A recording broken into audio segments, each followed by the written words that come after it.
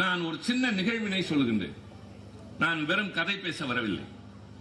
தெளிவு ஏற்படுத்துவதற்காக அரசியல் என்பதை புரிந்து கொண்டு எதிர்வருகின்ற காலத்திலாவது மக்கள் எப்படிப்பட்ட திசை திருப்புகின்ற செயல்கள் வந்தாலும் யார் வந்தாலும் எங்களுடைய தேர்வு சரியாக இருக்கும் என்பதற்கான சில விளக்கங்களை சொல்ல எங்களுடைய இந்த கூட்டத்திற்கு பின்னால் ஒரு சின்ன மேடை, அவ்வளவுதான். சில பேர் உட்கார நாற்காலிகள், இது கொஞ்சம் உயரமாக இருக்கிறது, அவ்வளவுதான். நாங்கள் உயரத்தில் நின்று பேசுகிறோமே தவிர உயர்ந்தவர்கள் என்ற எண்ணத்தோடு உங்களிடம் பேசுவதில்லை.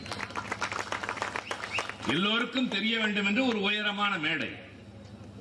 இங்கே பேச வருகிற போது நான் பொறுப்புணர்ச்சியோடு உங்கள் முன்னால் இருக்கின்றேன். காரணம், நான் திருச்சி சிவா அல்ல, நான் திராவிட முன்னேற்ற கழகத்தின் பிரதிநிதி. என் வார்த்தைகள் என் கட்சிக்கு வலிமை சேர்க்க வேண்டும். புதிதாக ஒரு 10 இளைஞர்கள் எந்த திசையில் செல்வது என்று தெரியாமல் இருக்கிறவர்கள் இங்கே வந்து இந்த கூடாரத்தில் இணைய வேண்டும். மொழிக்காக, இனத்திற்காக, மக்களுக்காக பாடுபடுகின்ற கட்சி கருப்பு சிவப்பு நிறமுடைய கொடியை உடைய திராவிட முன்னேற்றம் என்று அவர்கள் வர வேண்டும். அதற்குத்தான் பொதுக்கூட்டம். யாரையும் எடுத்தேன் கவிழ்த்தேன் என்று பேசுவதற்கோ, வார்த்தைகளை அள்ளி வீசி அவர்களை ஏளனமாக பேசிவிட்டு போவதற்கோ நாங்கள் இங்கே வரவில்லை. நீங்களும் அதற்காக வந்து உட்காரவில்லை. அதனால்தான் சொல்கின்றேன், நாங்கள் பேச போகிற கருத்துக்களை தயவு செய்து கேளுங்கள், சிந்தியுங்கள். சரி எனப்பட்டால் ஏற்றுக்கொள்ளுங்கள். எங்களுடைய கருத்துக்களிலே ஏதாவது உங்களுக்கு குறை இருந்தால் எங்கள் கடந்த காலத்தின் செயல்களை பாருங்கள். இவ்வளவு திறமையான தியாக பாதையில் நடந்து வந்த கட்சி வேறு ஏதாவது உண்டா என்று. உங்களுக்கெல்லாம் மகாத்மா காந்தியை தெரியும். அந்த காந்தி முதலில் இந்தியாவிற்கு வந்தது அந்த காலத்திலே என்று சொல்வார்கள். எந்த காலத்திலே என்று சொன்னால், தென்னாப்பிரிக்காவிலே வழக்கறிஞராக நீண்ட காலம் பணியாற்றிவிட்டு அங்கே சில போராட்டங்களில் பங்கேற்று இந்தியாவிற்கு வருகிறார். அவரை யாருக்கும் இந்தியாவில் தெரியாது. ஆனால் சுதந்திர போராட்டம் அப்பொழுதே விஸ்வரூபம் எடுத்து நிற்கின்றது. இங்கே வ.உ. சிதம்பரனார் போன்றவர்கள் எல்லாம் புகழ்பெற்று இருக்கிறார்கள், போராட்டத்தில் ஈடுபட்டு இருக்கின்றார்கள். வழக்கறிஞர் தொழிலை விட்டுவிட்டு, அதன் வருமானத்தை விட்டுவிட்டு வ.உ. சிதம்பரனார் தன் வாழ்க்கையே இந்த நாட்டுக்காக ஒப்படைத்தவர். வாணிகத்தின் மூலமாக நாட்டிற்குள் நுழைந்த வெள்ளையனை வாணிகத்தால் விரட்ட முடியும் என்று மக்களிடம் பணம் திரட்டி கப்பல் வாங்கி ஓட்டியவர் வ.உ. சிதம்பரனார். இது ஒரு வரலாறு. அப்படி பணம் திரட்ட அவர் வெளிமாநிலங்களுக்கு போயிருக்கிறார், பம்பாயில் இருக்கிறார். இன்று இருப்பதை போல விமான வசதிகள் கிடையாது. அங்கு இருக்கிற போது அவருடைய மகன் இறந்து போகிறான், செய்தி போகிறது. உடனடியாக அவர் பறந்தோடி வரவில்லை. நான் வந்து என்ன அவனை காப்பாற்றவா போகிறேன், நான் வந்த கடமை அதைவிட பெரிது என்று சொல்லிவிட்டு பணத்தோடு திரும்பி வந்து கப்பல் ஓட்டிய தமிழன் என்ற பெயர் பெற்ற வ.உ.சி. வாழ்ந்த மண் இந்த மண்.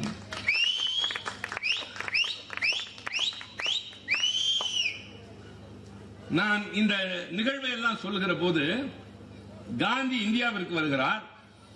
ஆனால் அவரை இந்தியாவில் பலருக்கு தெரியாது. நன்றாக தெரிந்து கொள்ளுங்கள்.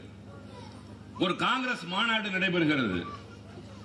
அந்த மாநாட்டிலே தலைவர்கள் உட்கார்ந்திருக்கிறார்கள். பெரும்பாலும் தொண்டர்கள் நிறைந்து வழிகின்ற மாநாட்டில் முதலாக காந்தியை கொண்டு வந்து ஒலிபெருக்கி முன்னால் நிறுத்தி வைத்து சர்தார் வல்லபாய் பட்டேல் அறிமுகப்படுத்துகிறார்.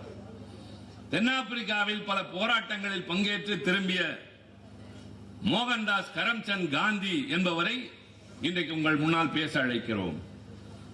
ஒரு இளைஞர் புதியவர் பேச வந்தார் என்றவுடன் மாநாட்டிற்கு வந்தவர்கள் எழுந்து நின்று சோம்பல் முடிக்கிறார்கள். பெரிய தலைவர்கள் பேசுகிற மாநாட்டில் யாரோ ஒரு புதிய இளைஞனா என்று வெளியே செல்லலாம், தங்களுடைய தேவைகளை நிறைவேற்றிக் கொள்ளலாம் என்று எல்லாரும் எழுந்து நிற்கிற போது சலனப்படாமல் காந்தி பேசுகிறார். 10 நிமிடம் தான் பேசுகிறார். எழுந்தவர்கள் உட்கார்கிறார்கள், உட்கார்ந்தவர்கள் கரவொலி எழுப்புகிறார்கள். அவர் பேசி முடிக்கிற போது மாநாடு அதிர்கின்றது. மறுநாள் திலகர் என்று புகழ்பெற்ற விடுதலை போராட்ட தலைவர் காந்தி அழைத்து சொன்னார், காந்தி, நாங்கள் விடுதலை வேட்கையை உருவாக்கிவிட்டோம், ஆனால் இந்த மக்களை ஒருங்கிணைக்கிற சக்தி எங்களிடம் இதுவரை இல்லை, அது உங்களிடம் இருக்கிறது என்பதை நேற்றைக்கு உங்கள் உரையின் மூலமாக நாங்கள் கண்டோம். இந்த மக்கள் உங்களுக்கு கட்டுப்படுகிறார்கள், உங்கள் குரலுக்கும் உங்கள் பேச்சுக்கும் அவர்கள் வசியப்படுகிறார்கள். எனவே விடுதலை போராட்டத்தை நீங்கள் தலைமையேற்று நடத்துங்கள் என்று சொல்கிறார். அவர் என்ன சொன்னார் தெரியுமா? மகிழ்ச்சி. அதைதான் ஒப்பிட வருகின்றேன். எனக்கு எல்லாம் தெரியும், எனக்கு எல்லாம் கிடைத்து விட்டது என்று சிலர் கருதுகிறார்கள். ஒன்று வந்தவுடன் எனக்கு உள்ள தகுதி யாருக்கு இருக்கிறது என்று நினைக்கிறார்கள் ஏதோ ஒரு வகையில். ஆனால் காந்தி சொன்னார், நான் இந்தியாவை விட்டு வெளிநாடு போய் பல ஆண்டுகள் ஆகின்றன, எனக்கு இந்தியாவை பற்றி தெரியாது, இங்கு வாழ்கிற மக்களை பற்றி தெரியாது, அவர்களின் வாழ்க்கை நிலை எனக்கு தெரியாது. அதைத்தான் சொன்னேன், வல்ல நாட்டுக்கு நான் வந்து போகிறவனே தவிர எனக்கு இந்த பகுதி அறிமுகம் என்று சொன்னேனே தவிர இங்க இருக்கிற ஒவ்வொருவரும் யார் எவர் அவர்கள் வாழ்க்கை நிலை என்ன என்பது மாவட்ட செயலாளர் அனிதாவுக்கு தான் தெரியும். நான் இங்கே வந்து போகிற காரணத்தால் எனக்கு எல்லாம் தெரியும் என்று சொல்ல முடியாது. அதனால் அவர் சொல்கிறார், எனக்கு ஒரு 6 மாத கால அவகாசம் கொடுங்கள், நான் இந்தியாவை சுற்றி பார்க்க விரும்புகிறேன், நிலைமையை தெரிந்து கொண்டு வந்து சொல்கிறேன், ஏற்க முடியுமா என்று. தலைமை பதவி வந்தவுடன் ஏற்றுக்கொள்ளவில்லை. அவர் ஒரு கட்டாயத்தை நிபந்தனையை விதிக்கிறார். செலவுக்கு பணம் கொடுங்கள் என்று அவர்களிடமே வாங்கிக் கொண்டு 3வது வகுப்பு ரயில் பெட்டியில் தன் மனைவியோடு கிளம்புகிறார். பல ஊர்களுக்கு வருகிறார். இங்கே இருக்கிற ஏழ்மையை பார்க்கிறார், மத வேற்றுமைகளை பார்க்கிறார், சாதி கொடுமைகளை பார்க்கிறார். பணக்காரன் ஏழை என்ற பாகுபாடு இருப்பதை பார்த்து வருகிற வழியில் ரயில் மதுரையில் நிற்கின்றது, வைகை நதி கரையோரம். அந்த நாள் இன்று இருக்கிற வளர்ச்சி அடைந்த நிலை அல்ல. ரயிலை எங்கே தண்ணீர் இருக்கிறதோ அந்த இடத்துல நிறுத்துவார்கள். நீண்ட தொலைவு வருகின்ற ரயில் என்ற காரணத்தால் நிறுத்தப்பட்ட அந்த ரயிலில் இருந்து எல்லோரும் இறங்கி இளைப்பாறுகிறார்கள், தண்ணீர் அருந்துகிறார்கள், முகம் கழுவுகிறார்கள். காந்தியும் முகம் கழுவுகின்றார். அப்போது பார்க்கிறார், பக்கத்தில் இன்னொரு மனிதன்.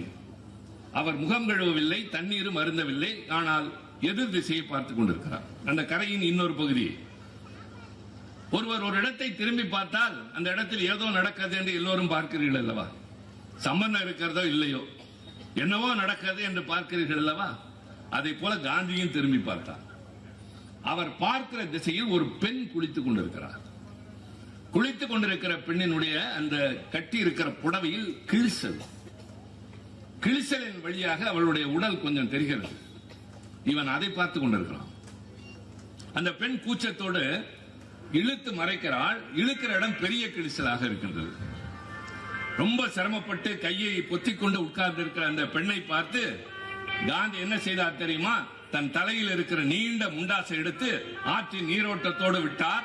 அது தனக்காக வருகிறது என்று தெரிந்து அந்த பெண்மணி எடுத்து போர்த்தி கொண்டு, என் மானம் காத்த உத்தமனே என்று அவரை நோக்கி வணங்கினார்.